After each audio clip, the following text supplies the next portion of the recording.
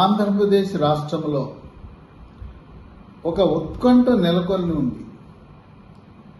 ఫిబ్రవరి 8వ తారీఖున చంద్రబాబు నాయుడు కేంద్ర హోంశాఖ మంత్రి అమిత్ షా ఆహ్వానం మేరకు వెళ్లి కలిసిన తర్వాత ఇంతవరకు ఎన్డీఏలోకి అధికారికంగా ఆహ్వానం రాలేదు.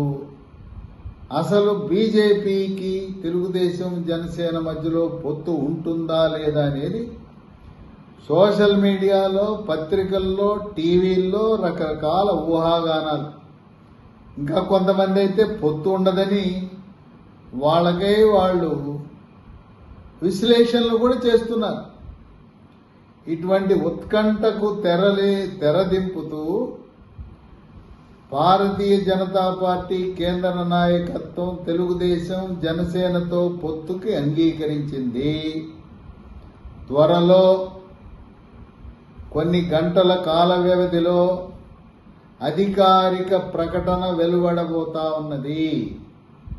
సీట్లు కూడా సంఖ్యాపరంగా తెలుగుదేశం పార్టీ అధినేతతో మంతనాలు జరిపి తుది నిర్ణయం తీసుకోవడం జరిగింది. ఇప్పటికే జనసేన పార్టీకి 3 లోక్సభ సీట్లు మచిలీపట్నం, కాకినాడ, అనకాపల్లి. మచిలీపట్నంలో వల్లభనేని బాలశౌరి, కాకినాడలో కాపు సామాజిక వర్గానికి చెందిన వ్యక్తి, అనకాపల్లిలో నాగబాబు పోటీ చేసే అవకాశం ఉంది. జనసేనకు ఇప్పటికే 24 అసెంబ్లీ సీట్లు ఇవ్వటానికి సూత్రప్రాయంగా అంగీకారం కుదిరింది. భారతీయ జనతా పార్టీకి 5 లోక్సభ సీట్లు, 9 అసెంబ్లీ సీట్లు ఇవ్వటానికి సూత్రప్రాయంగా తెలుగుదేశం పార్టీ అంగీకరించింది. ఇరువురు కూడా ఈ యొక్క ఫార్ములా 5 లోక్సభ 9 అసెంబ్లీ అనే దానికి ఆమోదము తెలిపినట్లుగా సమాచారము అందుతూ ఉన్నది. ఎక్కడెక్కడ 5 లోక్సభ సీట్లు అంటే అరకు లోక్సభ సీట్లో మాజీ ఎంపీ కొత్తపల్లి గీత పోటీ చేయదలుచుకుంది. ఆమెకి దాదాపు సీటు ఖరారు. నర్సాపురం, పశ్చిమ గోదావరి జిల్లా నర్సాపురంలో త్రిపులార్ రఘురామకృష్ణరాజు మాజీ ఎంపీ బీజేపీ పార్టీ తరఫున పోటీ చేయబోతున్నారు.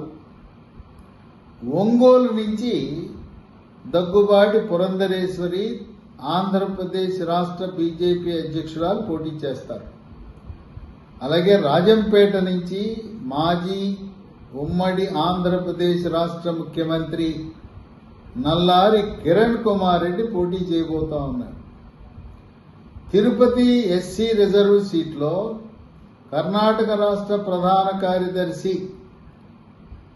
రత్నప్రభ, ఆమె సర్వీస్ నుంచి రిటైర్ అయ్యారు. ఆమె కానీ ఆమె కుమార్తె నిహారిక కానీ పోటీ చేసే అవకాశాలున్నాయి. ఈ విధంగా 5 సీట్లకు బీజేపీ అంగీకరించింది. 9 అసెంబ్లీ సీట్లలో మొదటిది విశాఖ నార్త్. గతంలో 2014లో గెలిచి భారతీయ జనతా పార్టీ శాసనసభాపక్ష నేతగా ఉన్న విష్ణుకుమార్ రాజుకు ఆ సీటు కేటాయించబోతా ఉన్నారు. 2వ సీటు తాడేపల్లిగూడెం. గతంలో తాడేపల్లిగూడెంలో విజయం సాధించిన తరువాత అక్కడుండే మాణిక్యాలరావు దేవాదాయ ధర్మాదాయ శాఖ మంత్రిగా పనిచేశారు. తదుపరి కోవిడ్ సమయంలో ఆయన అకాల మరణం చెందటం, అక్కడ బలంగా తాడేపల్లిగూడెంలో బీజేపీ ఉన్నదని భావించి ఆ సీట్ను కూడా బీజేపీ కోరటం, అంగీకరించడం జరిగింది. 3 కైకలూరు డాక్టర్ కామినేని శ్రీనివాస్ 2014లో 27,000 మెజార్టీతో అఖండ విజయాన్ని సాధించి వైద్యారోగ్య శాఖ మంత్రిగా ప్రజల్లోనే కాకుండా చంద్రబాబు నాయుడు యొక్క మన్నలను, కేంద్ర బీజేపీ నాయకుల యొక్క అభిమానాన్ని చూరగొన్న కామినేని శ్రీనివాస్ మళ్ళీ అదే నియోజకవర్గం నుంచి కమలం పార్టీ తరపున పువ్వు గుర్తుపై పోటీ చేయబోతున్నారు. 4 అనూహ్యంగా తూర్పుగోదావరి జిల్లా రాజోలు పేరు అది తెరపైకి వచ్చింది.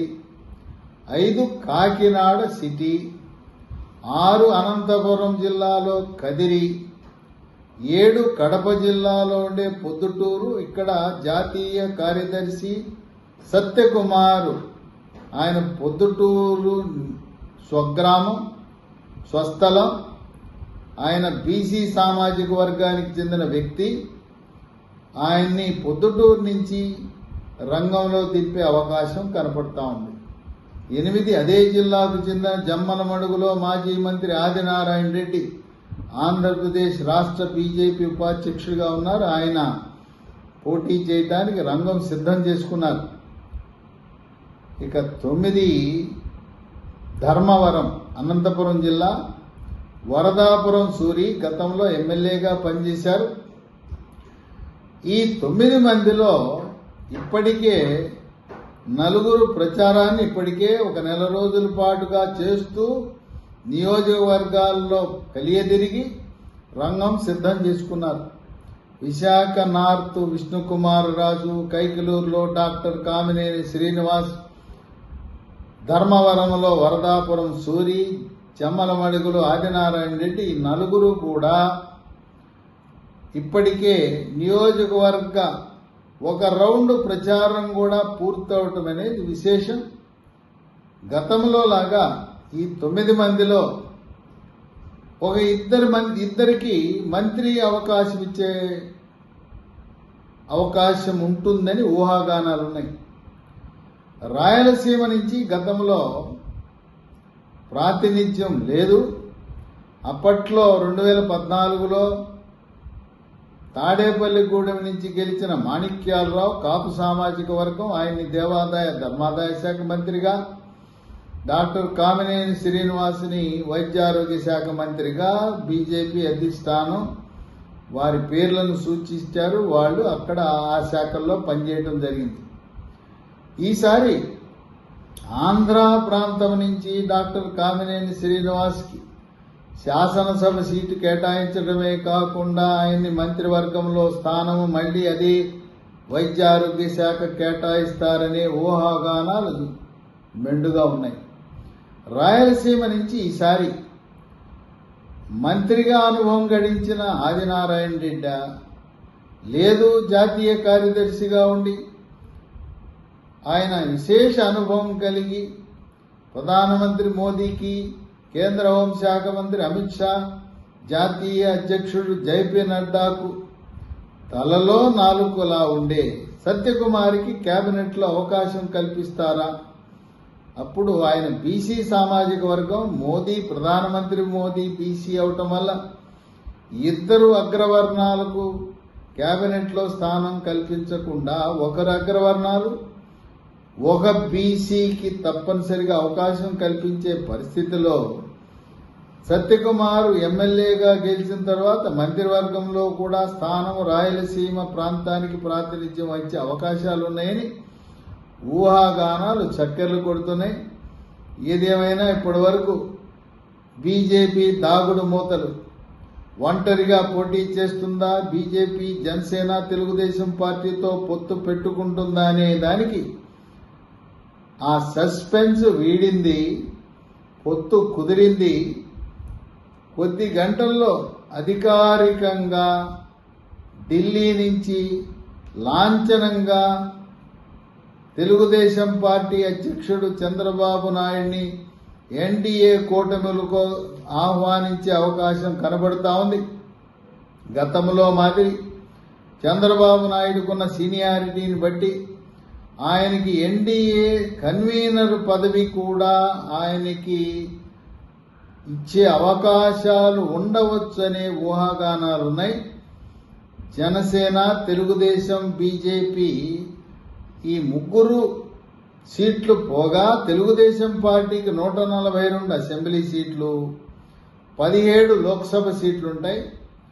అంటే తెలుగుదేశం పార్టీ తనంతటగా తాను జనసేన బీజేపీతో ఆధారపడకుండా ప్రభుత్వము ఏర్పాటు చేయడానికి కావలసిన 88 సీట్లు స్వయంగా సాధించటం, 142లో 125 వరకు గెలిచే అవకాశాలున్నాయని సర్వేలు తెలియజేస్తున్నాయి. ఇప్పుడున్న పరిస్థితుల్లో తెలుగుదేశం పార్టీ, జనసేన, బీజేపీ కూటమి 145 సీట్లు కైవసం చేసుకుంటాయని చెప్పి రకరకాల సర్వేలు వెల్లడిస్తున్న తరుణంలో ఆ 145 ఇంకా పెరిగి ఓటింగ్ జరిగే నాటికి 150 స్థానాల కంటే అధికంగా గెలిచే పరిస్థితి ఉత్పన్నమవుతుందని వరదలా వైఎస్ఆర్సీపీ నాయకులందరూ కూడా తెలుగుదేశం పార్టీ, జనసేనలో చేరికలు గ్రామ స్థాయి నుంచి మండల స్థాయి, నియోజకవర్గం, జిల్లా, రాష్ట్ర స్థాయిలో వలసలు పెరిగిపోవటం అనేది విశేషం. గతంలో రాయలసీమలో ఉండే కర్నూలు, కడప, అనంతపురం, చిత్తూరులో ఉండే 52 నియోజకవర్గాలలో కేవలం 3 సీట్లు గెలిచిన తెలుగుదేశం పార్టీ ఈసారి మిత్రపక్షాలతో కలిపి 30 సీట్లకు పైగా, ముఖ్యంగా అనంతపురం జిల్లాలో 14 సీట్లలో 12 సీట్లు కైవసం చేసుకునే దిశగా అడుగులు వేస్తా ఉంది. మహాకూటమి జనసేన, తెలుగుదేశం, బీజేపీ 3 కలిసి 2014లో ఏ విధంగా గవర్నమెంట్ ఏర్పరిచారో అదేవిధంగా గవర్నమెంట్ ఏర్పరచడానికి అడుగులు వేస్తూ ప్రధానమంత్రి మోదీ యొక్క వ్యూహం ప్రకారం ఎన్డీఏ కూటమిలో 400 సీట్లు లోక్సభ సీట్లు గెలవాలని, 370 స్థానాలలో బీజేపీ ఒంటరిగా గెలవాలనే సంకల్పం నెరవేర్చడానికి ఈ యొక్క జనసేన, తెలుగుదేశం పార్టీతో పొత్తు పెట్టుకుని 5 సీట్లు గెలవాలనే సంకల్పంతో, కృత నిశ్చయంతో భారతీయ జనతా పార్టీ జాతీయ నాయకత్వం అడుగులు వేస్తున్నది.